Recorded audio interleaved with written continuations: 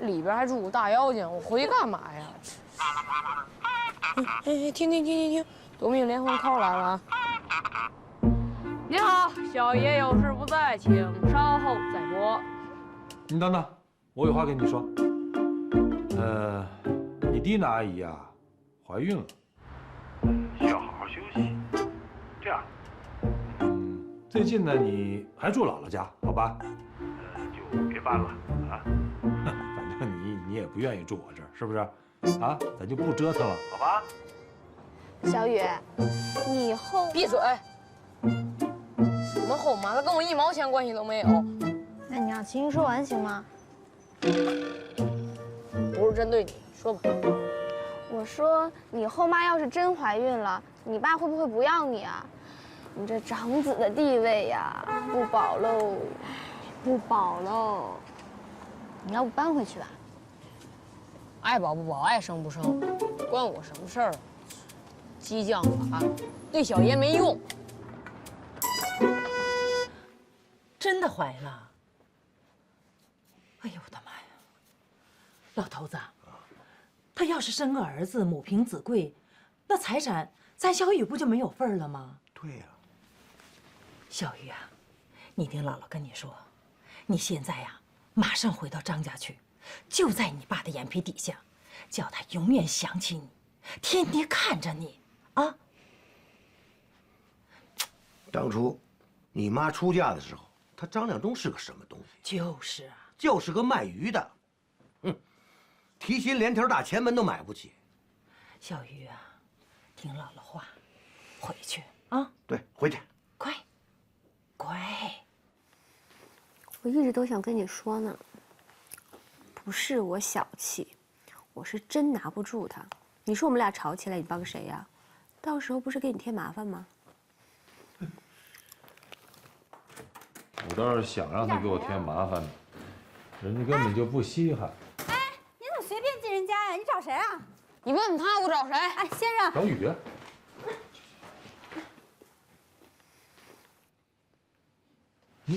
你怎么来了？哎，你不是不愿意来吗？啊？哟，您这不3番5次的死乞白咧的让我来您家坐坐吗？赏您个脸，我来您这儿溜达溜达。你来啦，欢迎欢迎。哟，我是叫你蒂娜姐姐呢，还是叫你蒂娜阿姨呢，还是叫你后妈姐姐，还是后妈阿姨？小雨，别没礼貌。你想叫什么叫什么，随你便啊。我住哪儿啊？啊，还是你原来的屋，我都给你收拾好了。走。来，小雨，还是基本上原来的样子。我又给你添了几样东西。哦，这架子鼓我给你支起来了。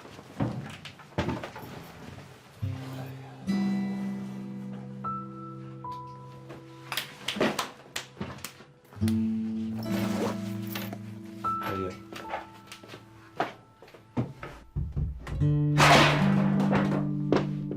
小雨，你干嘛？哎，小雨，本来呢，我是想挂在客厅里，但是爸你俩心虚，晚上睡不着觉，挂这儿了。不是小雨，你这个你这么挂这……没事，这是你家，你想挂哪儿挂哪儿啊。你俩还有事儿吗？没事了，那个什么，不早了，你早点休息吧啊，明儿还上课呢。小雨晚安。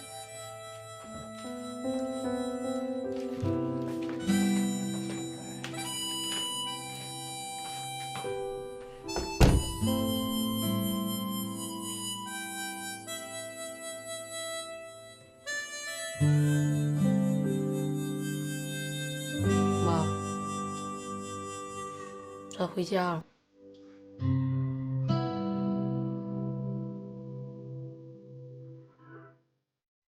哎呀呵，哎呀，真舒服哎。对了，佳妮啊，我还要问你呢，你是不是给琴琴请家教了？哦，那个精锐教育1对1的辅导，哎，下次我们去的时候你去看看。行行。哎，对了，这个关于琴琴出国的问题，我已经决定了，我们要出国。可是佳妮，你不觉得送出去太早了些吗？这马上就要进入青春期了，完了又是个女孩，父母不在身边，那万一出点什么事儿，将来后悔都来不及啊！哎呀，别想那么多了，人各有命。哎，你就说我这命啊，我爸妈是知青，你说当初他们要是眼光长远一点，能把我送出去上个大学，我也不至于就考个县城的大专，到了就是个社区医院的医生。哎呀，我这命已经这样了，我们家琴琴可是不能悲剧重演呐！什么悲剧重演啊？你哪儿背了啊？这住的这……哎，你别提住了，咱住一个小区，那不是一个阶层啊！真的，你说我们家那房子就是老金家的回迁房，那能一样吗？哎，你说咱们小区出入的全是豪车，我跟你说，哎。骑个电动车都不好意思打招呼。你呀，我这不爱说你了，你这样比没法比的，人各家条件不一样。那你要说跟你们家比呢，我觉得你早该偷着乐了。你说你养这么一个聪明的姑娘，那倒是。我们家琴琴真的是我最大的安慰。哎，我算了一笔账哈，琴琴就算在国内上了重点大学，那毕业还得找工作吧？你说我们家能拼爹还是能拼妈呀？什么都拼不了，拼不了我们就躲呗，是不是？我们把孩子送出去，就让他靠自己的本事去闯荡去拼搏。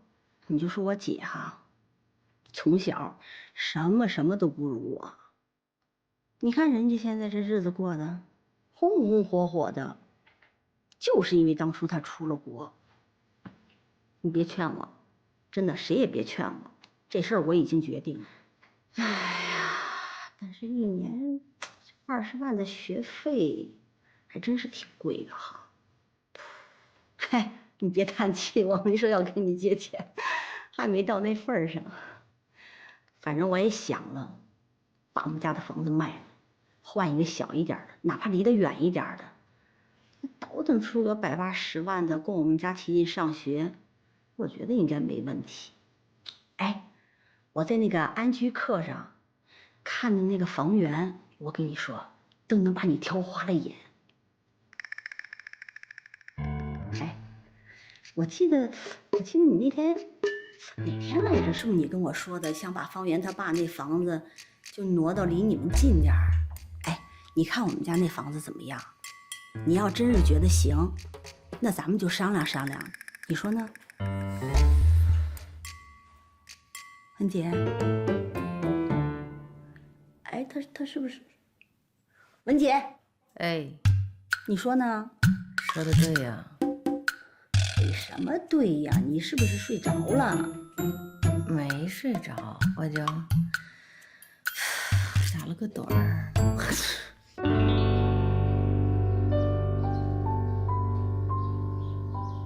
你说你让我一堂堂的眼科大夫，这没事给你抹指甲油，你觉得合适吗？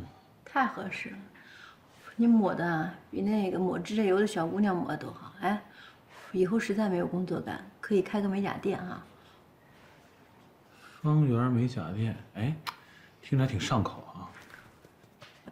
今天啊，佳妮跟我说，她问我咱们有没有兴趣把爸爸妈妈换到这个小区来住。可以啊，一直说这事儿嘛。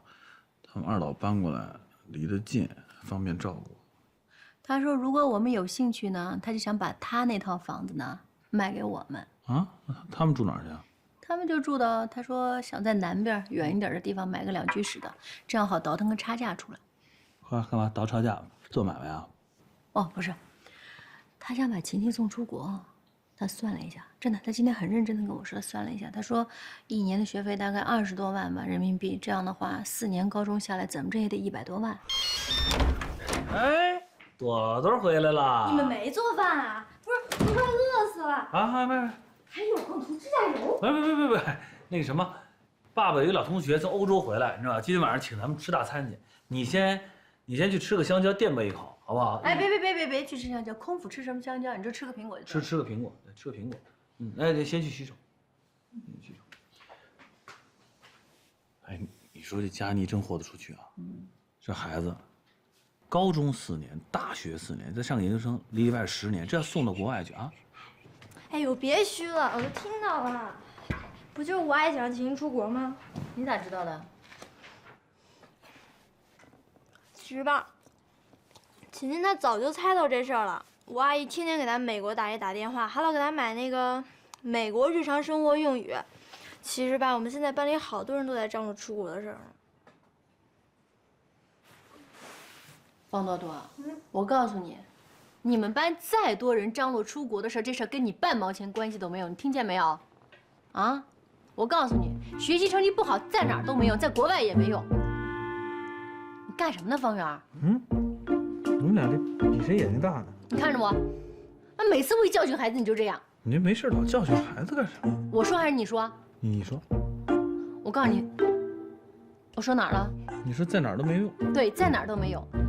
你别以为到国外就行了，到国外一样血淋淋的战场啊！只要你成绩好，耶鲁、哈佛，随便你考，听见没有？听见了，啊，朵朵，妈妈跟你说话呢。听见了。听见了。妈妈说什么都是血淋淋的，都是战场。只要学习好，耶鲁、哈佛随便你考，但咱也不去，是不是？咱朵朵不去那陌生的新大陆，人生地不熟，干嘛去？还不如在自己熟悉的地方随便玩呢，对吧？对了，妈妈上答应那事儿，刚我跟你落实过了啊，只要考到第一个85分，咱就去趟古北水镇。真的？必须的呀！太好了，太好了！我还有个建议，你先把 Frank 带出去，让他去尿个尿，这样咱吃饭晚上回来的晚的话，就不用遛狗了。好主意啊！不然干嘛？走，姐姐带你出去玩好不好？走。小心点啊！啊，好。走走啊。走，在这边，Let's go。我接着给你吹吹，我给你吹吹。我就特别好奇啊，我同学请吃饭，您至于把这20个指甲全抹成彩色的？至于，我不是去吃饭的，我是去 PK 的。你 P 什么 K 啊？谁要是女同学请吃饭，我 K 死她！女同学还请人吃饭。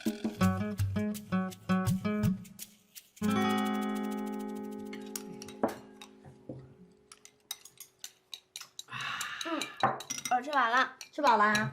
给多姐去了。乖啊。哎呦，酒真不错。哎呀，吃得饱啊！哎，老金，我敬你一杯。干嘛呀？敬你一杯呀！我这些日子忙着考试，这家里里里外外就忙活你一人了。咱俩谁跟谁还跟我这么有里有面的啊？哎呀，太辣了。哎，酒不错。老金，我想跟你商量商量，过几个月我想调到我们那个社科中心去。我跟你说，你呀，你就大胆的往前走啊！这个每天想吃点什么，喝点什么啊，需要什么就跟我说，我是必须把你娘俩伺候的踏踏实实的。哎，你少喝点啊。嗯。哎，老金，你说咱们现在这个岁数呢，也不算大，还得有当初的那个敢干敢闯的劲儿，你说是不是？是。别抖了，别抖了。哎，你没事能不能出去学点什么打车的软件呐？学学英文啊，拉个国际友人。我跟你说，那小费都可高了。哎呀，我的妮儿啊，嘿，我跟你说啊，我吧，干什么都行，你就是别让我学这些东西。我不知道怎么回事啊，我一看那有字儿的，我头疼，就一喝墨水吧，就恶心。谁让你喝墨水呢？哦，哎，行了行了，别喝了别喝了，就喝这个，我特舒服。哎，你真的别再喝了，哎，这点出息。哎，要怎么说就胸无点墨。哟，喝2口还拽上了你。哎，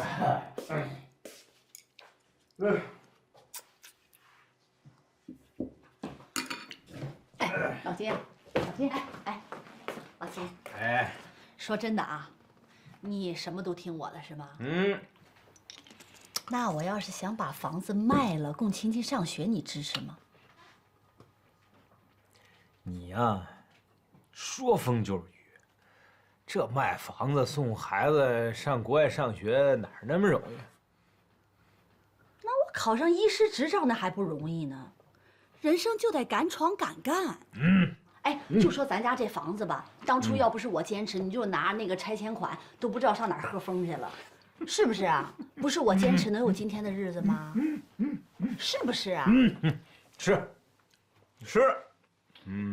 所以你就是咱家的主心骨啊！你说什么，我都支持。真的？啊，真的？吴佳妮啊！万岁！还不错，你觉悟还挺高啊，挺开窍的。哎，我跟你说，哎，就咱们这房子，太棒了。你虽然面积不是很大，地段好啊，出门就是地铁、公交站，哎，拐过去还有医院，生活多便利呀。关键咱这是学区房，是不是？哎，我在中介打听过了啊，咱们这小区单价至少得4、5万吧。那还是不怎么好的楼层，像咱们家这种2居室，南北通透，黄金楼层，我告诉你不得了，比3居室都好卖。哎，咱们这房子110来平米，咱这个阳台还推出去了，怎么也得多算点啊。这要这么算下来，咱这房子得值4、500万呐。哎，我可不是瞎算啊。前2天中介刚卖了一套跟咱们这差不多的，楼层户型都不如咱这好，你猜卖了多少钱？506万，到手价。我是这么想的，这人选我也选好了，就方圆他爸妈一直想换一个离孩子近一点的地方，要不咱明天就让他们来看看房子？哎，行不行啊？行不行啊？行。你干嘛去啊？尿。真行。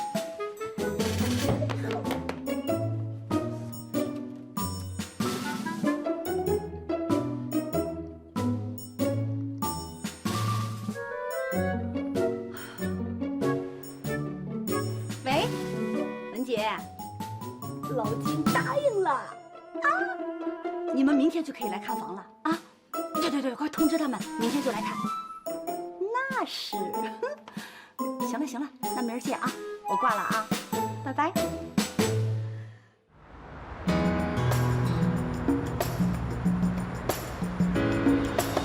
爸，他那房子啊，是一2居室，跟我们一个小区的，就在我们那小区北边那区域，红色那片楼，我们是后边那个就是白色米色这一边。户型它阳台应该朝的是朝南，南边，对，这客厅、卧室、主卧的朝南。这边是厨房和那个，反正我给你弄了点照片，你们看一下，好吧？先建立一大概了解。你看后边这，哦，有了。我们要看到房子是朵朵同学家呀？对，就是琴琴家，琴琴他妈佳妮嘛，想把琴琴弄出国，现在钱不凑手，就想把这房子卖了以后呢，然后买一套小一点的。哎呦，刚初3就想把孩子送出去，那太小了吧？咱们换出去，那总归是大学毕业了。我爸最支持就是小时候走，是不是？不小，知道吧？当初清政府洋务运动时候，送了一批人到国外留学，最小的你才几岁？才10岁。詹天佑他父亲为了让詹天佑出国，还写下生死文书呢。要我说，晴晴她妈妈呀，哎，有战略眼光。妈，我觉得特别庆幸啊！就听我爸说完这番话之后，我觉得幸亏您是在这个解放后把我生下来。你要是清朝就把我生下来，我估计我爸就给我送到国外，5岁就送到国外参加洋务运动去了吧？没错，我真想5岁就把他送，你知道那是那个淘劲儿。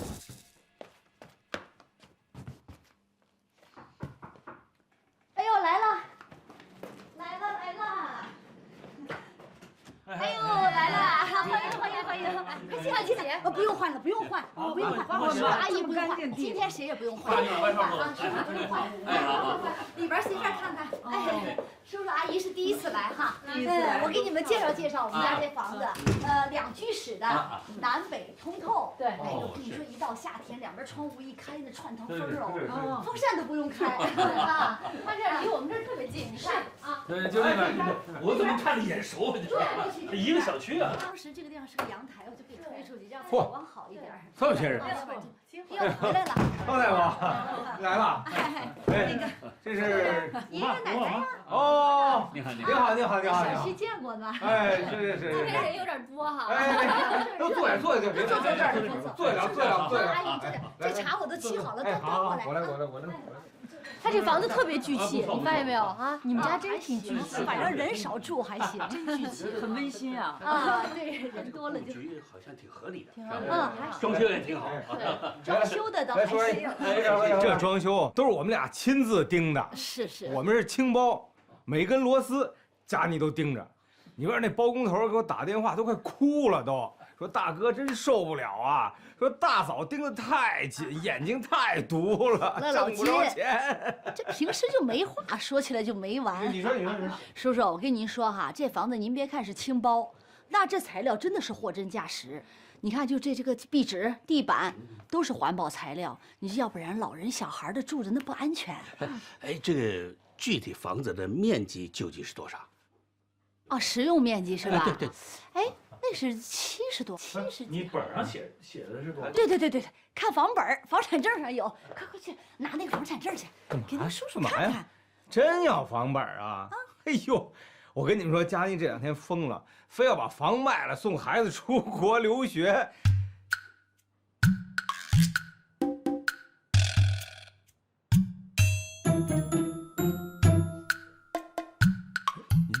您不是？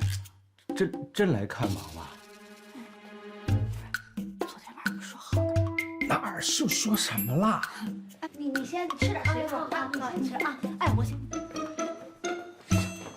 这拿去。你干什么呀？你干什么呀？不就说了好好的吗？说什么了？你说什么了？什么时候跟我说了？昨天晚上跟你说的好好的，你都答应了的。昨晚不就喝酒，喝完酒就睡觉了吗？你什么时候跟我说了？你就喝吧，我告诉你，就喝成个猪。我走，别说。哎，你跟人说好了吗？这是他跟我说的，商量好的。你这看像是说好了吗？没事，不是就别回家说，那我哪知道？佳妮跟我说的时候是商量好的，说。你怎么办吧？现在人也来了，这个脸往哪搁？往哪搁？什么怎么办？我告诉你啊，怎么办也不能卖房子。给我闭嘴吧！啊，现在人家已经来看房子，你老老实实把房产证拿出来啊！孩子出国留学的事你不用操心，我全部都计划好了。走吧，把房子卖了住哪？睡马路上。睡马路上怎么的？哎，那个叔叔阿姨，不好意思啊，这佳妮想一出是一出，这让你们白跑一趟，没事，不好意思，不，您别走啊，一块在这儿吃个晚饭啊，我这买菜去。不客气，我们全当玩一趟。对，哎嗨，你看串个门，那就不留了啊，不留了，下回啊。走了，好。不，亲亲爸爸，我还是想跟你啰嗦2句。哎。你这个亲戚真是个可塑之才啊！是，你不出国可惜了，你知道吧？去了之后才知道世界之大啊！好，而且还能够感觉到自己非常的卑微。等着走，一定啊！哎，他就会激发自己一种学习的劲头。哎，一定哎好，衣服这儿，哎好。走了啊！哎，那您慢点走，叔叔阿姨，没事，这边哎，你们慢点啊！哎，慢点，哎，好。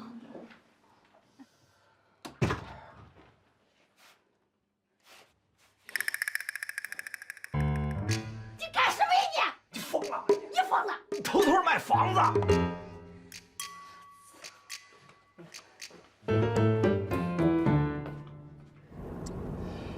文杰，你做事情你怎么这么毛躁呢？你还弄得大家多尴尬啊！这平常看你当个领导，那干什么事情你有条有理，方方面面弄得都挺仔细的。你怎么自个儿的事反而是这么马虎呢？我跟你说，今天这事闹不好，人家两口子为这事会吵得不可开交。不是爸，这事儿真的不赖我，这佳妮跟我说的，说他已经定下来的事儿了，我哪知道老金不知道，他们家情况我又不清楚，那他跟我说了，我不就我想着好吗？能把你们弄过来住吗？以后类似像这样的事情，你一定要把它方方面面都弄清楚了，咱们再行动，行不行？我知道了。就是你们两个父女这瞎商量、瞎做主，都没说好的。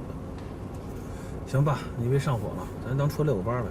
对，当遛个弯了，别生气，有什么好生气的呀？真是，都不说好了就去弄，真尴尬。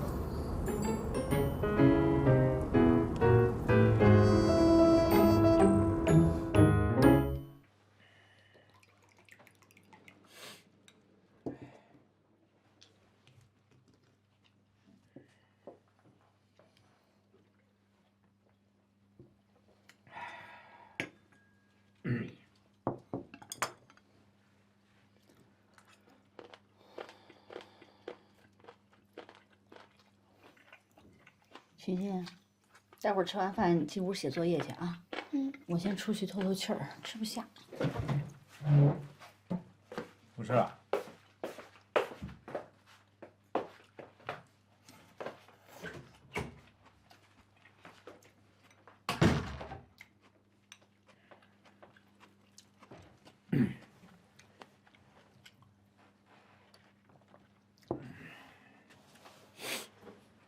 金健，待会儿吃完你就搁这儿，你甭管了啊！我回来收拾。爸，你干嘛去？去看看你妈，别让人给拐跑了。啊。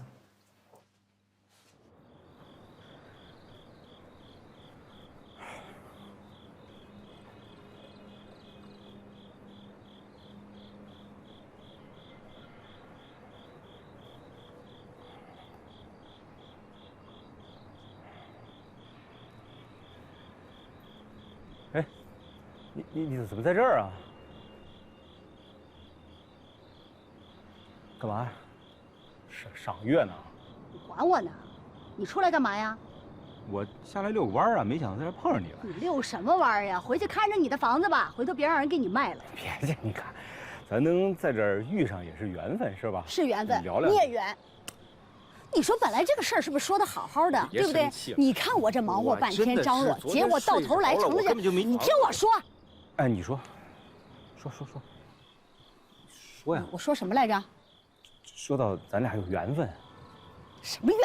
啊，对，房子是吧？你是房主，你是一家之主，我有权利卖吗？我对不起你，那房子姓金，是不是？那是你们老金家的拆迁得来的。跟我有半毛钱关系吗？我可真够没脸的。有劲吗？啊？你说这有意思吗？什么你的我的呀？都老夫老妻这么多年了，你就是我的，我就是你的。你说这家要没你操持，这还是一家吗？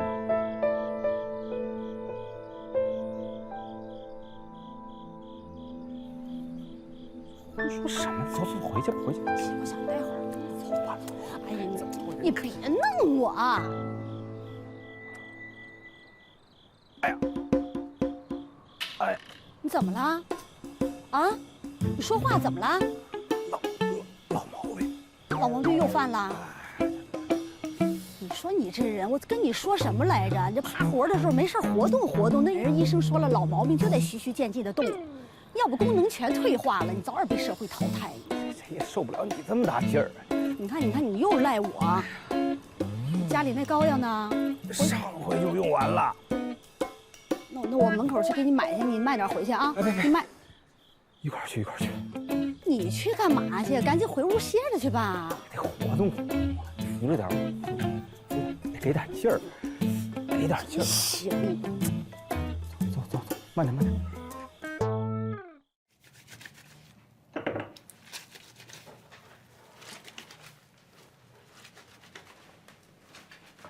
娘娘，小的给您熬了一个绿豆百合汤，您喝了呗，去心火。啊，对不起，我没有心火，要喝给你爸喝，你爸火比我大。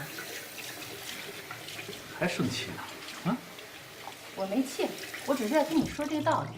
按理说人老了应该铅华褪尽，能够平和的面对世界，微笑的迎接人生。可是你爸呢？我爸这就已经算平和微笑了，是吗？真的，你是没见过，就我小时候我爸那样，绝对是严复中的战斗机。我跟你讲啊，我现在就基本上就是，我就回忆不起来我爸笑的时候是什么模样。哎，就准确的讲啊，就是我爸在见了朵朵之前，我都怀疑他是不是面瘫，不会笑。我甚至想过从医学角度上研究着我爸，你看像不像他这样？你少跟我拼啊，这招是没用的。高远，哎，咱们俩平心而论。我现在想想我就心寒，你说我亏不亏？你说我委不委屈？我是好心好意，我要把他们俩接过来，离我们住得近一点，有个互相照应。不，其实主要是我照应他们。现在结果是什么呢？好心当成驴肝肺啊！好人是没有好报的。我现在是明白这个道理。哎，你先喝点这个，你听我讲啊，我爸今天他错了，不应该乱发火。但话说回来啊，就是，你看咱俩也一块儿生活这么多年，你按道理你也早就应该适应他了。还适应啊？我适应的还不够吗？我18岁跟你认识，18岁谈恋爱，是不是？你是我第一个吧？啊，我跟你谈恋爱，我就开始给你打饭，给你洗衣服，送你进实验室，接你出实验室。你摸完尸体了摸我从来没嫌弃过。一毕业22岁，我就立马跟你结婚。我一天两人世界都没有过过。我给你生孩子，我给他生孙女儿，你还要我怎么适应？对不起，我适应不了了，真的，换人吧，不行就。你看你，哎呀，你说这事儿，你怎么一说什么就往回倒呢？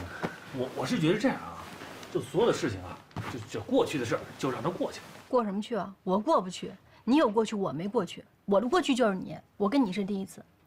你说说看，你跟我到底是不是第一次？你之前有没有跟别人？每次一问到你这事儿，你看你就这德行。这不是说我爸呢吗？你怎么又说上我了呀？有其父必有其子。我跟你讲，你这话说的可不对啊。我爸跟我可不一样，我们俩还是有本质区别的。我爸跟我妈，那他是从年轻时候在一起，有头有尾，从一而终，对不对？你看，是你自己说的吧？你跟你爸不一样，你爸跟你妈从年轻开始从一而终，你跟我是从一而终吗？哎，我是你那一吗？我问你，我是你那一吗？哎呀，你看你这眼珠子都快掉下来了，你就给我绕糊涂了。我爸错了，这回确实我爸的问题，对不对？那你大人不计小人过，他毕竟是个老人，你就原谅他一次有什么关系呢？是不是？我没不原谅他，我只是在跟你说这个事情，说这个道理。我不说这个，过去。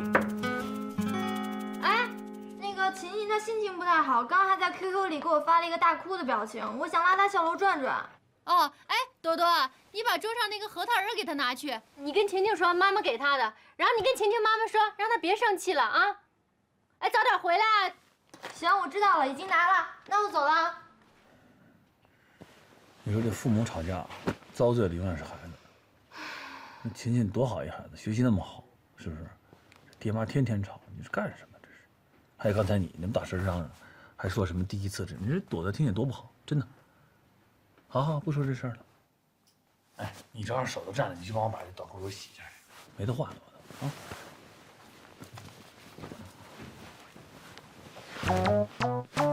自己洗。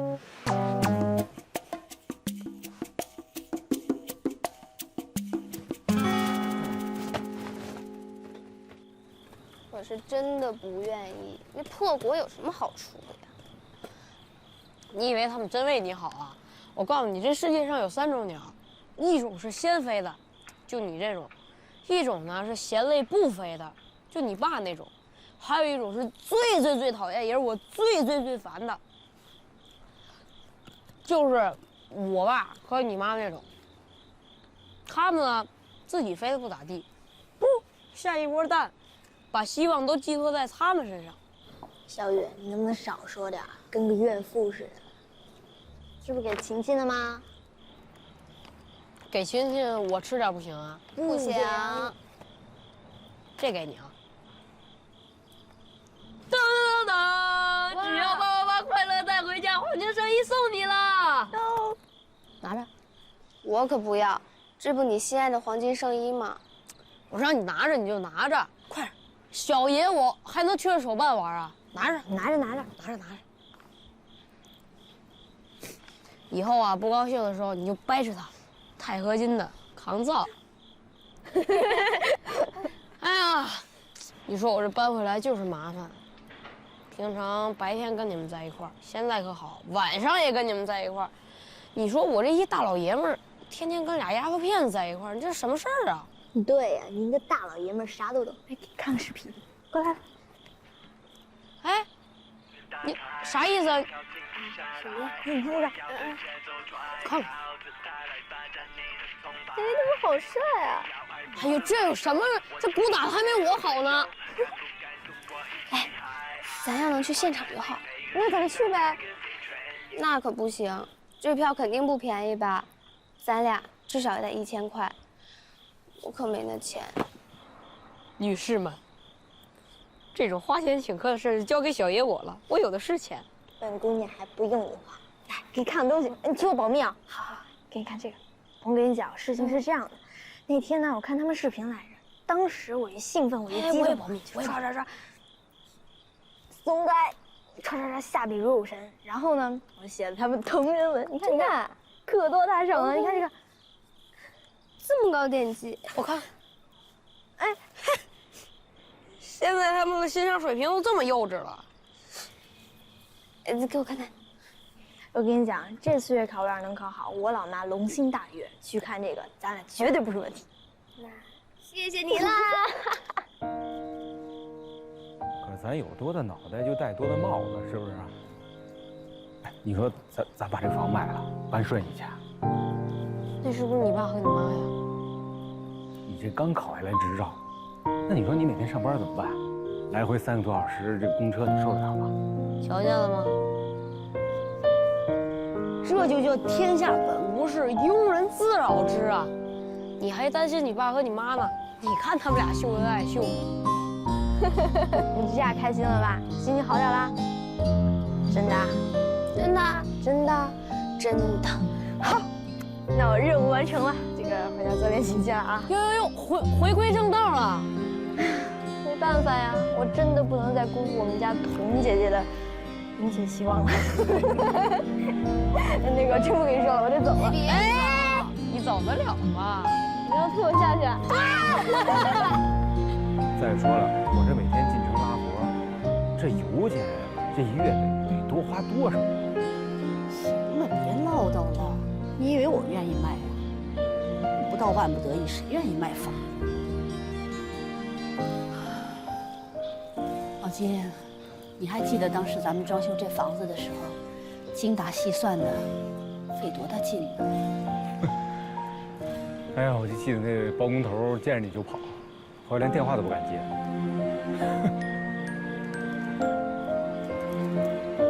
其实我也挺舍不得。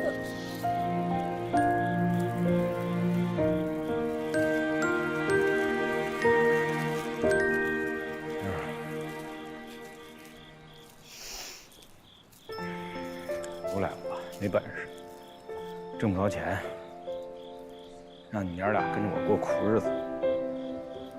说什么呢？要是嫌你，早跟你离了。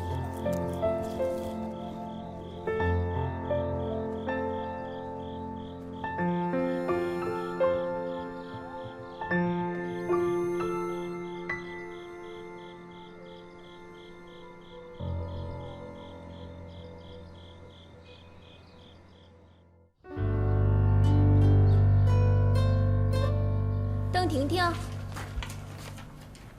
不错啊。方朵朵，有进步啊，但是还是不够。老师记得你以前都是考90多分的，对吧？继续加油。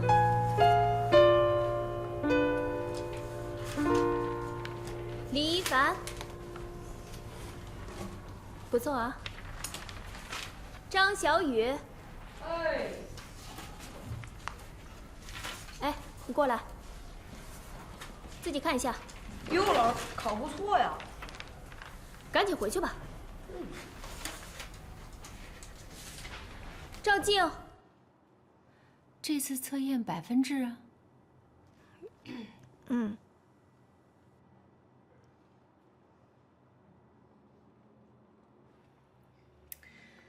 其实这次考的不错的啊，84.5跟85就差了0.5分。所以无论如何，妈妈是要表扬你的。啊，从60多分到84.5，这中间20分的这个努力，妈妈是看到的。虽然跟妈妈要求的85分差0.5，但几乎已经达到妈妈的要求了。但是多多，妈妈要跟你说，85和84.5是有本质的区别的。你想周末去古北水镇，我们之前说好的达到85分，妈妈爸爸一定带你去。但是这次，哪怕差0.5也不行。那么这一星期是肯定不能去了。下次你要考试，只要达85，爸爸妈妈就带你去古北水镇，好不好？测验成绩出来了。不错，你看看进步了啊，进步很大呀，非常棒。刚刚妈妈说周末不去古北水镇了，不差0.5吗？哦，那要不然周末爸爸陪你去北海公园划个船，好不好？啊，我还是回去写作业吧。你划船也挺……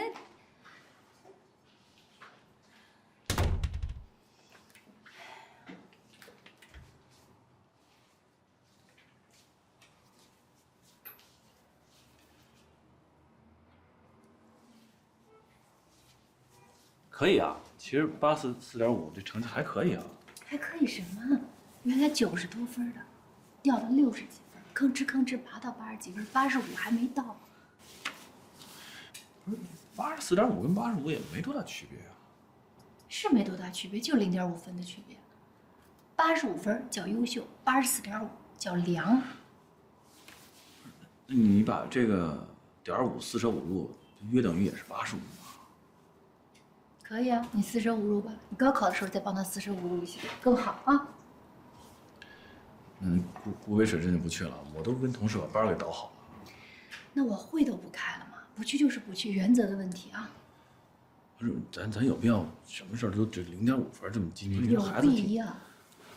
原则就是原则啊，你别一天到晚你做好人，我做恶人。咱们这次说好了，攻守同盟，这事儿不易了。不是孩子，这周末想出去玩玩，你看，我都想出去玩。你说咱一家3口房子定了，到古北水镇，咱在这儿住一晚上多好啊！你说的。你要实在想去你就去啊，我陪着姑娘在家。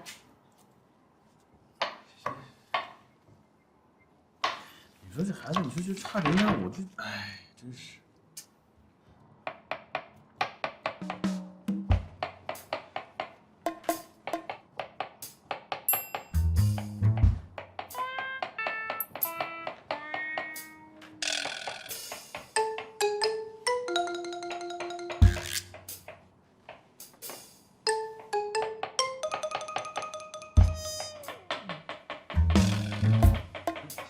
媳妇儿，哎，你说这道题应该选什么呀？这道题。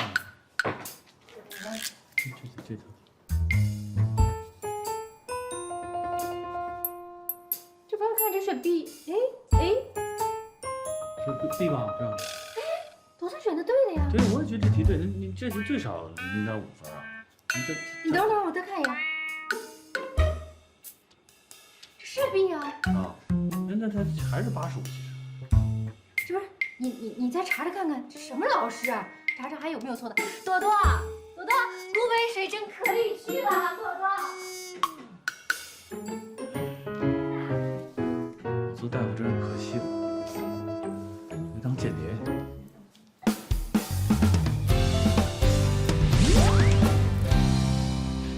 这次呀，哎，我跟你商量个事儿呗。说。如果今年的经销商大会和线下活动，安妮还是交给你来做的话，那线上的部分我们能不能也参与进来？是这样的，如果老板交给我，我这边完全没有问题 ，OK， 都 OK。这我知道，你就麻烦你跟老板说一声呗。啊，这事儿吧，老板做决策，我不太好参与。反正我一切听老板的。我知道，但是你看，Jessie，我的团队我们也都辛苦了很长时间了。行，我都知道了。还有事儿吗？没事了，谢谢你啊 ，Jessie。哎 ，Niki， 安妮让你过去一下。好，马上就过来。好，我先去老板那儿一趟啊。好，你忙。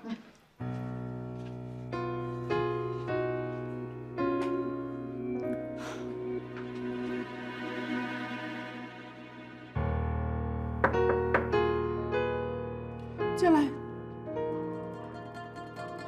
老板，你找我？我们家你认识吧？顺义那个啊，我去过，我上次给您送过钥匙。明天你要是有空的话，上我家来一趟，带上方大夫一起。有什么事儿吗？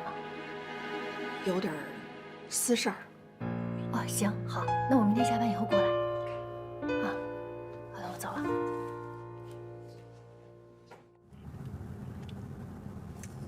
你看这里边这树啊，跟公园似的，真是，这是个豪宅啊，全是独栋，一栋2000多万呢。我跟你说，等我像安妮一样当上中国区的老总，哎，咱也来一套。你要是像你们老板安妮那样，变成一冷面机器人，我是绝技不敢给你一个被窝的。那我就换人跟我一个被窝。换谁也不敢呀！啊，你这一母变形金刚，人给你躺一被窝里，他硌得慌啊。哎，是这边吗？是这边啊。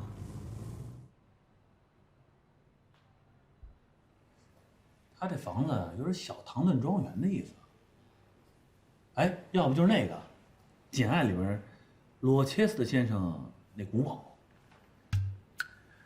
罗切斯特先生坐在一个真皮的沙发上，踩着一块马毛地毯，然后冷冷地看着简爱说：“你会弹钢琴吗？你说会一点吧。你会弹钢琴吗？会一点。会一点。钢琴在那儿，那你就弹一点吧。”行啊，你台词都记得哈啊，原来是个老文青啊。那是必须的呀。这时候啊，在这个神秘的古堡里，必须有一个神秘的女管家，操着一口浓重的伦敦腔。啊，大哥大姐，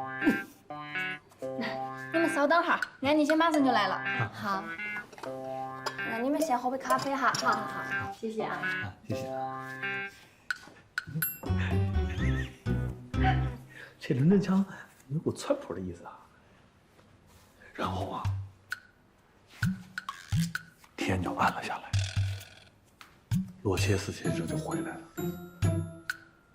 整个古堡里弥漫着一种神秘的气息。这个时候，在古堡的阁楼上传来一个女人的尖叫。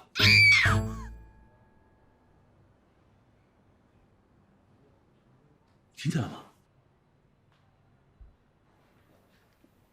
是不是有人叫啊？是啊。哎，你老是在人家待着呢，快！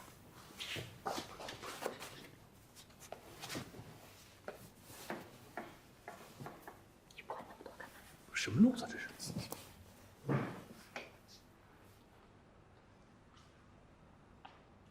哎，Jessie。方圆，哎，方大夫，你好，你好。我们在那个公司年会上有见过。对，去过您那个年会。哎，坐，请坐。哎呦，你这真漂亮啊！这房子，他一路在夸。是，这院子也好，跟公园似的。哎，要不要？有，那个有咖啡。有哈。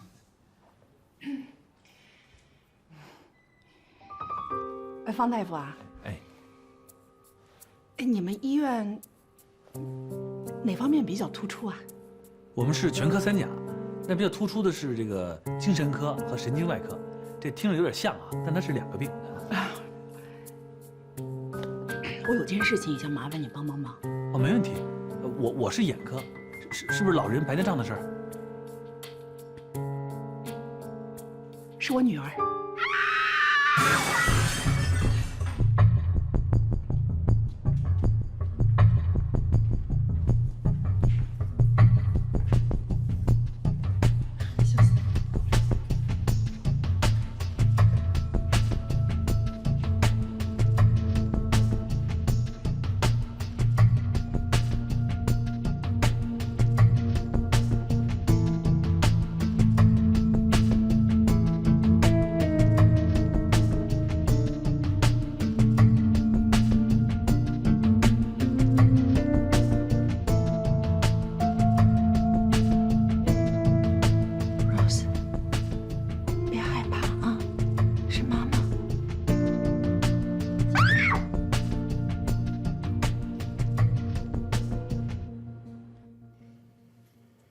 Rose 在美国读高中2年级，那还是一间蛮不错的私立学校。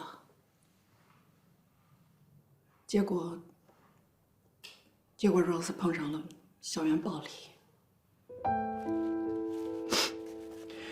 我在国内工作忙，没有及时能顾及到她，她就这么一直忍着。这本来我想把她接回来，让她休养一段日子，会自然好。可是她越来越严重了。现在基本上是任何生人都不能靠近她，整夜做噩梦。我本来是想把她送去美国，让她受点西方教育，再回到我身边。可是没想到会成这样。我真是对不住她。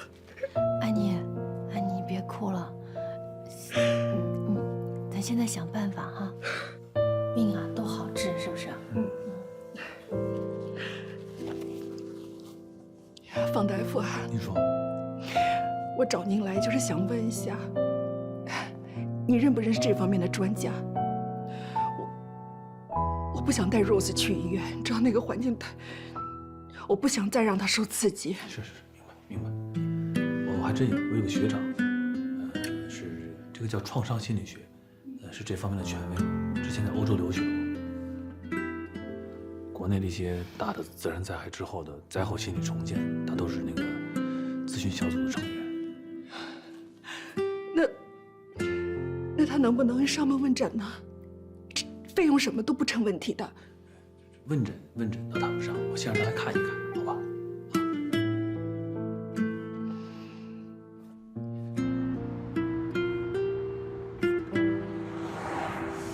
你说这安妮家哈，情况这么好，条件这么好，结果孩子碰上这种事儿，真是这美国真够呛。哎，这也是个别现象啊，你别因为人家校园暴力把人整个教育制度都给否定了。咱这也有暴力，我高中的时候就经常被人同学堵在那个胡同里边要零花钱，我还跟人为这打过架呢。哟，你还打过架呀？啊，你能打架吗？能是能，但是一般都被人追得满街跑。你那个本事也就是打我是吧？哎，我负责任说，我还真想过，我要是打你，我还真打不过你，知道吧？你这个条件啊，我跟你讲就是没练功夫，你稍微要练一练，我觉得3、5个转行是靠近不了你的。你是想说你老婆我是母夜叉是吧？不是，我觉得母夜叉形容你还显得稍微弱了一点，你应该叫母变形金刚。哎，喝。哎呀，所以我说方圆，咱可不能把孩子送出去，这送到国外去，这种情况还是留在自己身边好，是不是？你说？你又说回来了啊？我就是说呀，行，都说把孩子送出去好，送出去有什么好呢？弄成这样。行，处理好了。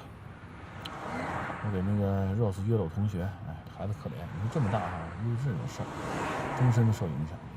你跟你那同学说多关照关照啊。我知道。哎，咱躲在他身边多好呀，是不是？好是好，但是压力大呀。压力大，动力才大呢。没压力有什么动力啊？搞定。你说什么刚才？我压力大，动力大。你看你变形金刚那劲儿，这感觉马上就要变了。你管我？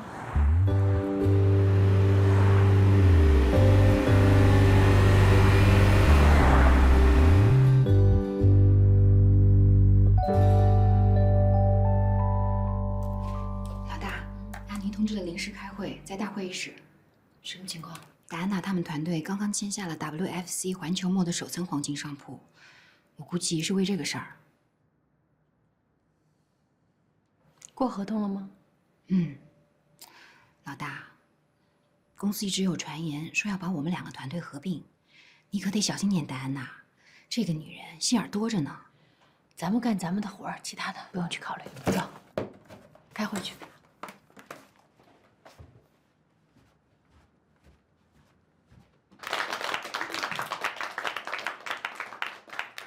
谢谢大家，真的，这一次我们公司能够成功拿下环球贸，除了我要感谢我优秀的团队以外，我还要感谢一个人，那就是 Jessie。虽然你上次的谈判并没有拿下这个 case， 但是由于你前期的那么多付出，也为我们这次签约成功打下了扎实的基础。没有，我这也算是站在巨人的肩膀上捡了个大桃子。谢谢你 ，Jessie。没有。戴安娜，千万别这么说，这是你们整体团队努力的结果，真的，恭喜啊！谢谢。戴安娜这个 team 在环球贸这个项目上非常的认真敬业，而且每天是早出晚归。据我所知呢，戴安娜今天早上把自己9岁的儿子送到了澳洲，就是为了没有后顾之忧，全身心的把状态投入到我们公司的工作当中。这种精神值得我们学习。是吗，戴安娜？是的。再过20分钟，我的儿子程程就要和他爸爸一起踏上飞往澳洲的飞机了。按理说，我的儿子才9岁，这么小，又是第一次离开我去那么远的地方，我应该去机场跟他告别。但是，我们团队拿下这么大的 case， 对于公司来说是件大事儿，所以在今天早上的时候，我就已经和儿子告别了。而且我们俩约好了，我在这边好好工作，他到澳洲好好学习，正好顺便也帮我看着我老公，别沾花惹草。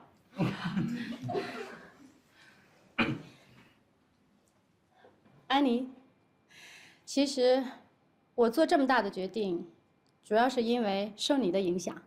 Rose 还那么小的时候，你就把她送到国外去，让她一个人独自面对社会，独自去学习。我由衷的敬佩你。所以从今天开始，我也要向您学习，把我全部的精力全都奉献给公司。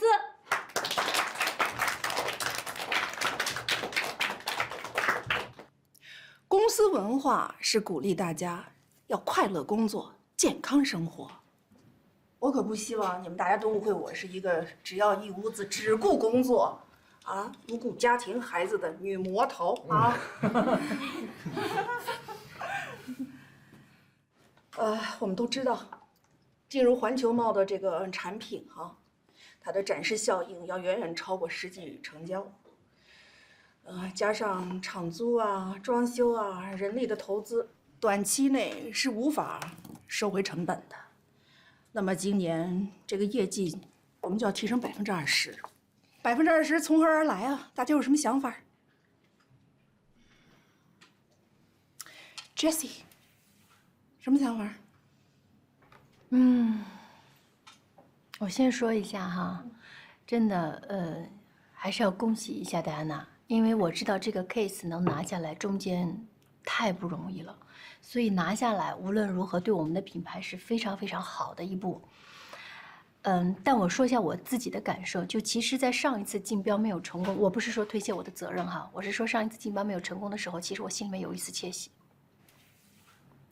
这一丝窃喜就是来源于刚刚的这段话。环球贸。它其实准确的定义是不是走奢侈品？它是走顶级奢侈品，它是走顶奢路线的。而我们的品牌其实是主要针对的是年轻消费群体。当然了，公司说一定要把这个拿下来这个项目，我知道公司考虑的其实更大的是广告效益，但是广告效益要产生什么？产生经济。那么我从这几个月的我们的对比来看，第一个，线下的这个收益其实现在稳步的在持平，或者是稳步的在有一点点提升，但是它的速度远没有线上快。所以我想从我们的价格，从我们的质量，从我们的 slogan， 从我们给年轻人灌输的理念，那么其实我希望我们的产品达到一个什么呢？年轻人一想到这种化妆品就想到我们，而一想到我们就想到年轻。我们一定要跟年轻挂钩。那么我们现在能够对年轻人进行洗脑的最重要的一个方式是什么？网络。真的，我说洗脑，你们可能觉得有一点太那什么了。但其实现在就是这样，他接触的最多的就是网络，一个是网络，另外一个是平时的这种全部媒体的一种轰炸。那么，所以我想的是，一个是从媒体资源这块，媒体的全接触。深入的 match 的合作，另外一个就是在网络上进行非常有效的一些，营销啊、话题啊、网络上的这种焦点啊、热议啊这些东西，对于我们的品牌都是有帮助的。我们的团队呢做了一个方案，我们拿这个达人面膜做了一个方案，就是我准备在下个月开始对媒体全部进行深度的活动啊、平面啊，一些软文的一些全方位的一些接触。就是想通过这方面来提升一下我们的效益。20%我不敢保证，但是我们尽量往这个目标上冲刺，起码20%。好。刚刚戴安娜的脸色可都变了。要说安妮这个打脸，真是杀人不见血啊！可不是嘛。我可并不想大家误会。我是想要一屋子只顾工作、不顾家庭和孩子的女魔头哦。戴安娜，在。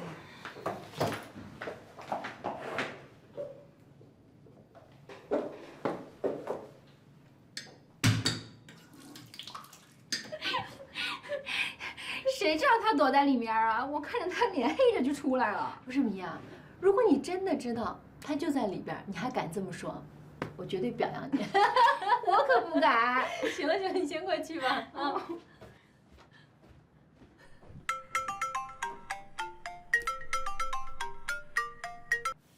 Hello， 嫂子，我芳欢。哎，你不能想一出是一出啊！怎么了？我在美国也很忙的，我还要上班，我带2个孩子，我公公婆婆还住在这儿。你要是过来，我可以去机场接他，对吧？我给他找一个专门接待留学生的 homestay。其他我真做不了。谁说朵朵要来的呀？你是不是弄错了呀？哎呀，行了，嫂子，你就直说吧。你想让孩子来美国留学，我懂。但是你让我哥好好跟我说嘛，你凭什么让我爸啊？美西时间早上5点半给我打电话 ，Prince Obama can do this, you know？ 好了，我要送孩子上学去了。Are you okay？OK，Let's go。好了，有什么事情那个我会发邮件给你的啊。那公司的电话我都会给我哥的，行吧？不是芳。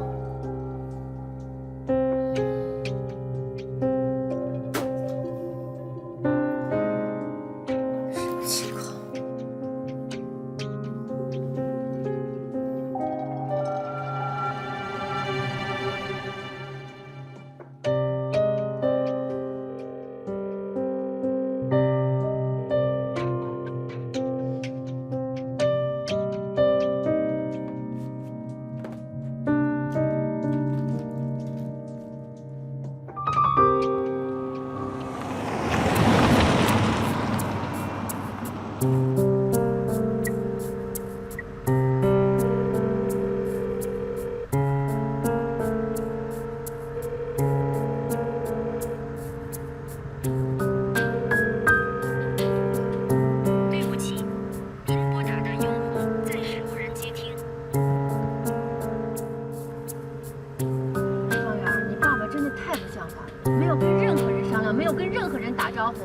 叫我把朵朵送出国，芳欢给我打电话了，我跟你说，我全知道了，你赶紧给我回电话。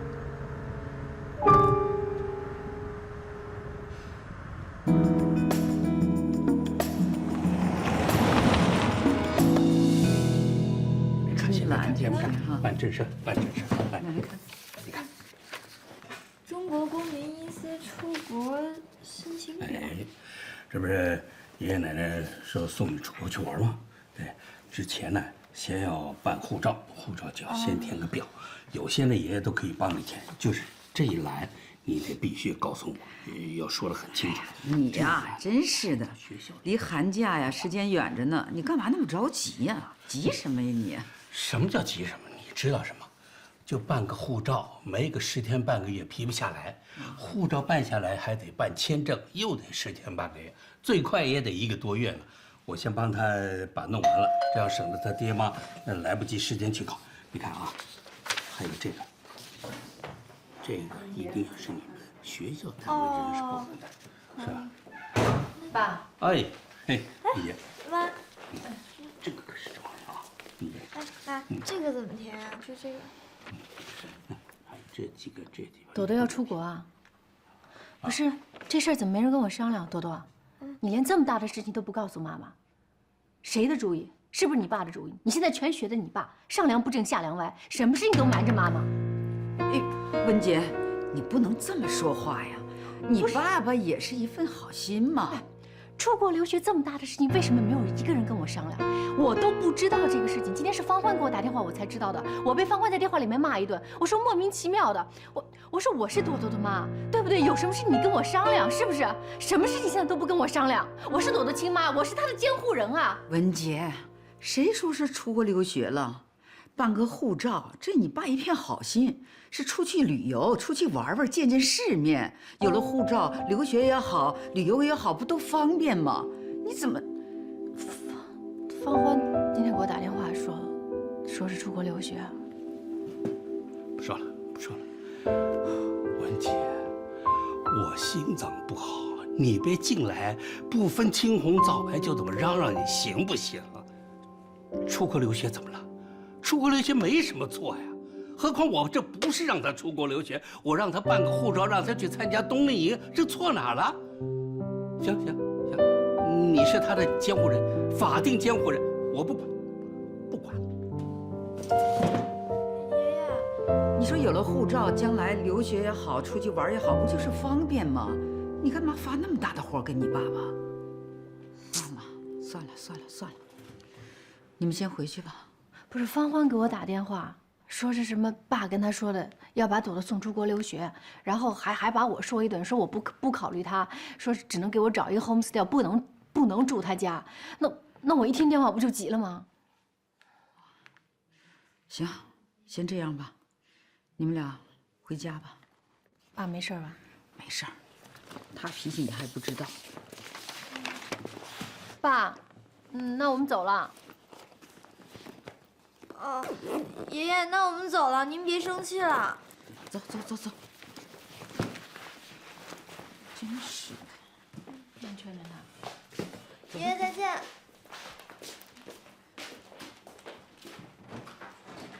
别回去吵架啊！一会儿好好说。再见。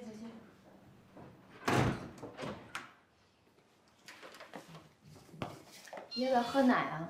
不，那个妈妈，那我写作业去了。你去吧，手洗了啊。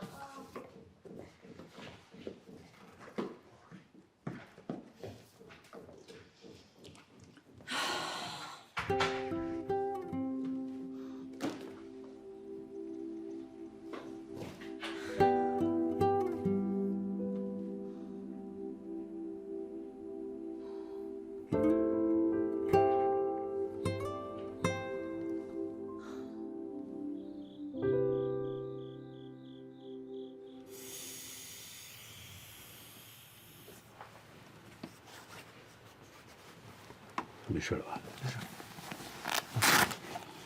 没什么问题啊，休息2天就好了。回去你跟文姐说一下，别这样，什么事风风火火，不问个青红皂白的，乱发一顿脾气，真是让人受不了。啊？哎呀，圆圆，你爸这种身体情况，在家就我们俩，他要是病倒了，我还真不知道该怎么办。那我只有打120啊。那什么，爸，回去我说他，要不然让他给您回个电话，回头给您道个歉。别了，这一弄把这事又弄得复杂了，也严重化了。没那样，行了。啊，别跟他说了，就说我没事。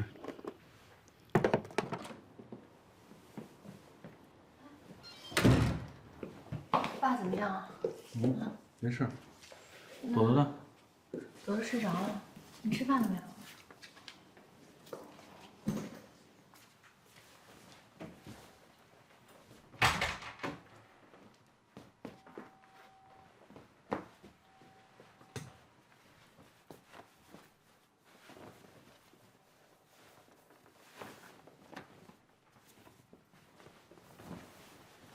行了行了啊，差不多得了。今天这事儿真的不赖我。下午方欢突然打一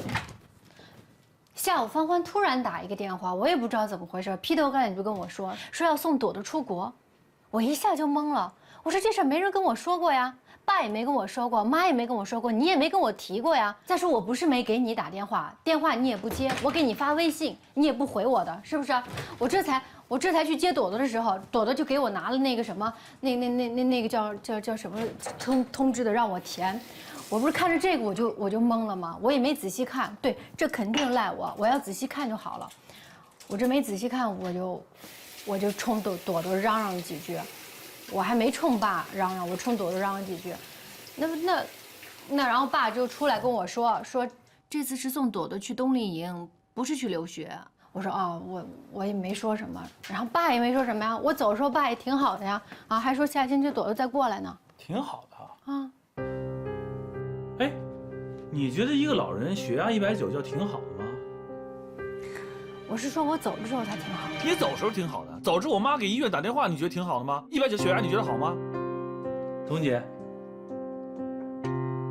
哎，平常你跟家里边你呲朵朵，你冲朵朵嚷嚷，你再冲我嚷嚷，冲我喊，是不是？你现在还到我们家冲我爸我妈喊，你这什么意思啊？到底是？没冲你爸你妈喊。你怎么没冲我爸？跟朵朵发火的。你冲朵朵发火，当着我爸我妈的面，在我爸我妈家里叫指桑骂槐，对不对？哎，我跟你讲，你看朵朵什么成绩不好，测验不好，什么英语不好，数学不好，你没有一件事能放得过的。我哎，稍微对朵说两句。行了，你能别翻小账吗？那平常就你翻小账，我不能翻小账啊？那女的翻小账可以，男的翻什么小账？我今天就要翻小账，我必须把这事说清楚。翻。我问你，哎，你冲我爸说没说一句“上梁不正下梁歪”？你说没说？说了。你这一句话，我爸血压一下上梁了。你觉得我爸是什么感受？当时190血压对于老人，我是医生，那老人随时可能过去。我问你，如果你那一句话说我爸，你别说了，我错了行不行？我认错了。不是，哎，我爸那一下子过去了，你说这责任谁担？你担还是我担？好，我承认方欢啊，他可能有毛病，他说话他直不愣登。你是嫂子，你是大人，你是成年人，你一点都不能体谅吗？反正今天这事儿没完，我不会原谅你的，不想跟你说话。我洗个澡。不生气了，你洗个澡，洗完澡我给你按个摩。我不按摩，一辈子不按，按个屁！哎，我洗澡了。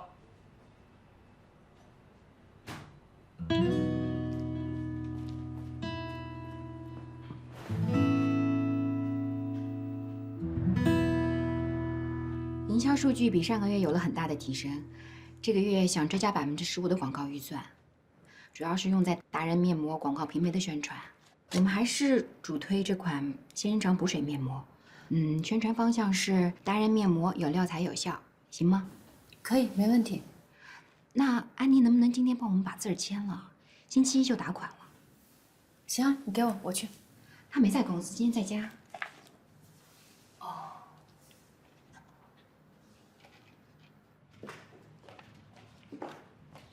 Jessie， 哎 ，sorry， 让你还这么跑一趟，应该的。我也没想到他们今天要的这么突然。反正呢，都按你说的改了啊，该加的加，该减的减，然后你签个字就行了。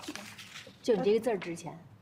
我都看过了，还签什么呀？你再看一下。那你看这一块整个的图标全部放大了4倍，这样就特别清晰了。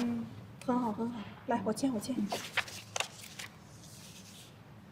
哟，你这手怎么冰凉的呀？啊？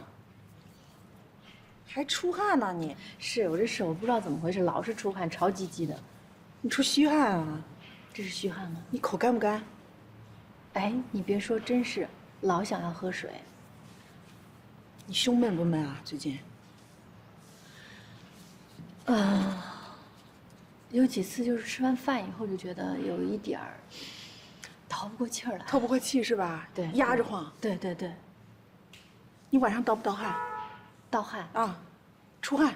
哦，出。我有时候早上起来那个枕头全是湿的。你那个每个月还正常吗？我就没正常过。什么叫没正常过啊？反正最近这1年多就几乎没正常过，不是早就是推迟。你没看过医生啊？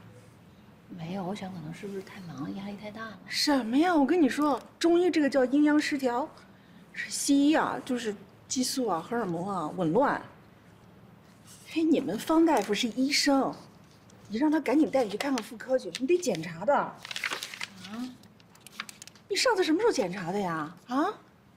有我都记不住了。你赶紧去，我准你假。啊，这有这么严重吗？你今天就得去，你听我的。好，那行，去啊！行，那我把这交到公司，我就下午请个假，我去看看去。你不用了，我自己会带着去。不，我正好回去嘛，我把它给公司，他们都等着我呢。你去医院去，真的。那不能让你再跑一趟，我回去吗？你脸色都不好。是，我知道，我就送到公司我就去。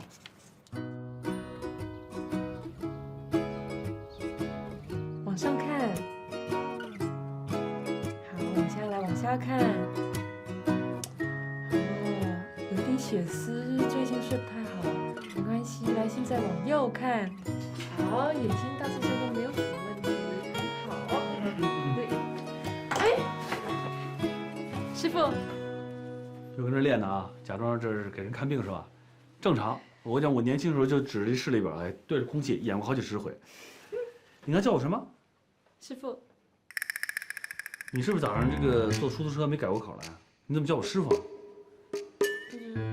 但是他们这里都说老师，你都可以叫他师傅啊。哦，这样啊，你这样，如果呢我教你功夫，你就可以叫我师傅。或者说我给你开车，我给你做饭，你都可以叫我师傅。但我要教你给人看眼睛当大夫，你得叫我老师。除非你是跟了我特别长时间，你叫我师傅才说得过去。那我就可以叫你师傅啦，因为我都已经跟你快1个月了。哦，你说1个月就算久了是吧？行，你愿意叫什么叫什么吧。你先帮我把病人叫进来啊。OK， 哇，死师傅。啊，对了，见病人之前呢，先吃个早餐好。啊。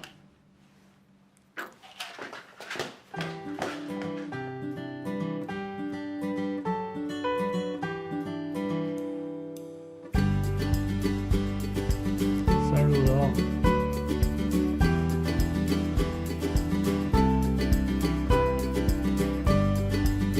固定球，注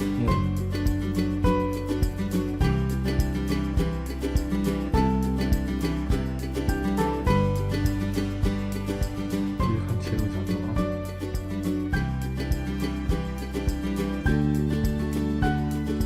放轻体。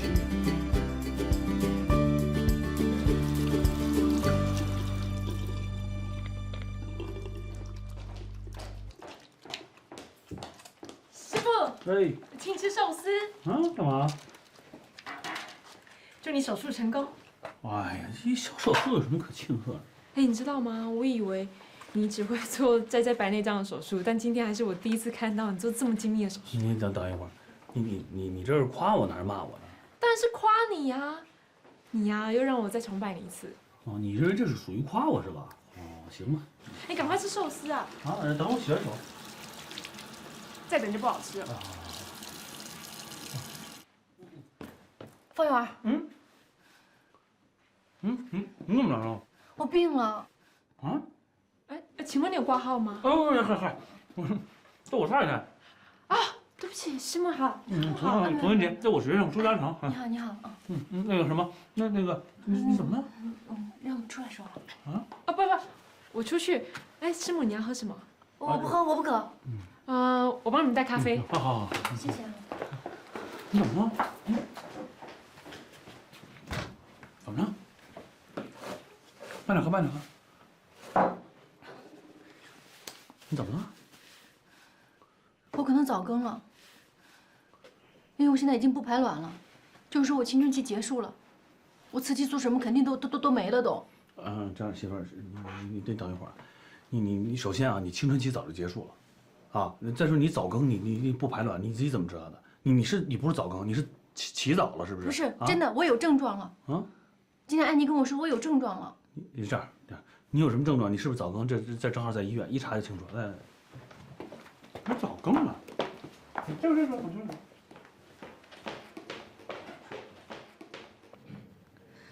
那我到底什么问题啊？哦，没有什么问题，就是雌激素水平有些失调，那就是早更呗。早更啊，在医学上是指卵巢的早衰，更是身体的早衰。从目前情况看呢，您只是激素水平的问题，将来会不会造成其他方面的问题就不好说了。而且啊，每个人进入更年期的年纪不是一定的，存在差异性。那我要这种指标再继续这么差下去，那我不就是快到更年期了吗？哎呀，你这不是早更啊？那我这指标都这么低，你哪儿低了？你就雌激素有点问题。你看这孕酮，你是大夫，我是大夫啊。你这王大夫，您接着说。这样吧，我给您开点药，调一下激素水平。这些药吃了之后呢，会对你的症状有很大的改善。那你多开一点。那我真的不是早更哈。没事儿，吃2个月的药，重新建立人工周期就没事儿了。那什么，我请个假送你回家，你今儿别开车了。不用了，我自己开好了，反正我一回去就知道。要不然今天早我等你一会儿呗。别等，我今儿得后半宿了，我晚上查房子。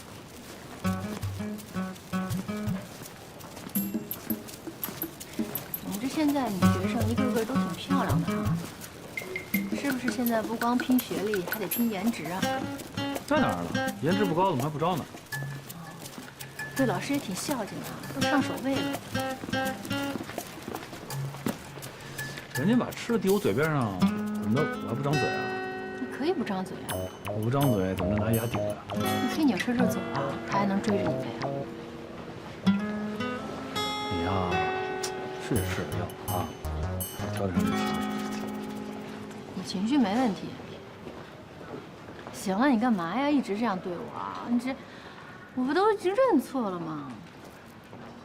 我这认错，真的，我都说一会儿我回去，我买点水果，我去看看爸爸，对不对？你千万别去啊！你这一去，给我爸得气病了。我不会啊，我跟他说，我说我错了，方儿都训我了，错了，认错了就行。